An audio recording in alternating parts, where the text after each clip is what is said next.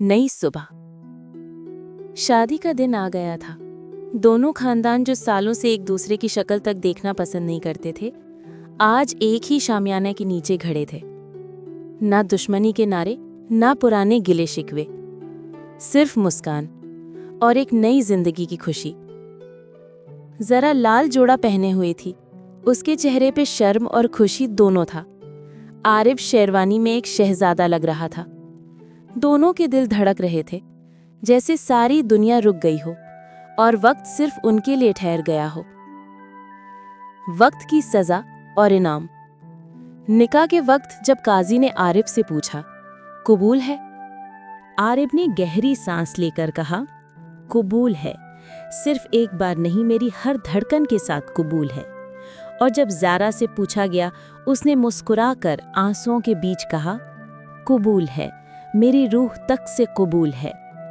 निकाह के लफ्ज़ गूंज उठे और दोनों खानदान के दिल से बोझ उतर गया।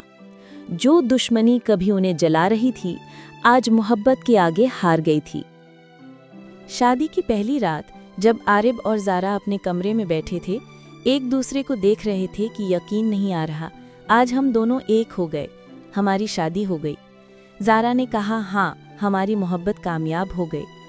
फिर आरिफ ने ज़ारा को गिफ्ट दिया, एक नेकलेस। शादी के बाद जब पहली रात ज़ारा ने डायरी दिया आरिफ को, उसने डायरी खोलकर कहा, ये मेरी जिंदगी का सबसे बड़ा राज था। हर लफ्ज़ तुम्हारे लिए लिखा, हर आंसू तुम्हारे नाम किया, और आज ये डायरी अब तुम्हारी है। और फिर रात की शुरुआत हुई। प्यार, मोहब्बत, उनकी मोहब्बत जो इंतज़ार था, अब ख़त्म हुआ। आरिफ ने डायरी अपने सीने से लगाई और कहा, अब मुझे तुम्हारी डायरी की ज़रूरत नहीं, तुम मेरी जिंदगी की खुद डायरी बन गई हो। दोनों हंसी और आंसू के दरमियान गले मिल गए। दोनों खानदान अब एक नई शुरुआत कर रहे थे। खान साहब और मलिक साहब एक बार फिर दोस्त बन गए। पुराने जख्म पूरी तरह तो नहीं भरे, मगर अब उनके दिल में ये यकीन था कि मोहब्बत नफरत से ज्यादा ताकतवर है। फैजान भी, जो पहले दुश्मन था, धीरे धीरे अपनी बहन की खुशी में खुश रहने लगा। उसने एक दिन आरिफ से हाथ मिलाकर कहा, मुझे माफ करना आरिफ, मैंने तुम्हें गलत समझा, लेकिन आज मैं समझ गया हूं कि तुम मेरी बहन के लिए सबसे बेहतरीन इंसान हो।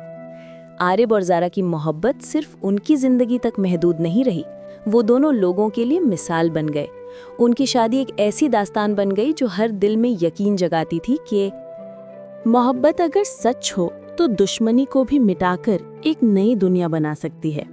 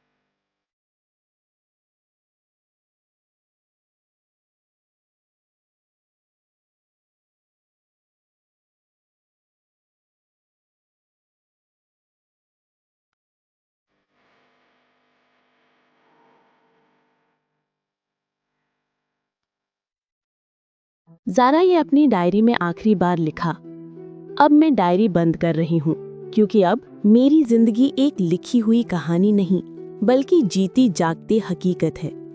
आरिफ मेरी दुनिया है, और अब हमारी मोहब्बत सिर्फ हमारे लिए नहीं, बल्कि दोनों खानदानों के लिए एक नई जिंदगी का पैगाम है। उसने डायरी बंद कर दी, आरिफ के हाथ में रख दी और उसकी तरफ देखकर मुस्कुराई। बाग जहाँ पहली दफा दोनों मिले थे, वहाँ अब उनके बचपन के बच्चे खेल रहे थे।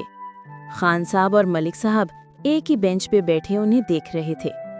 खान साहब ने मुस्कुराकर कहा, लगता है रहीम, अब हमारी दुश्मनी का सिलसिला हमेशा के लिए खत्म हो गया।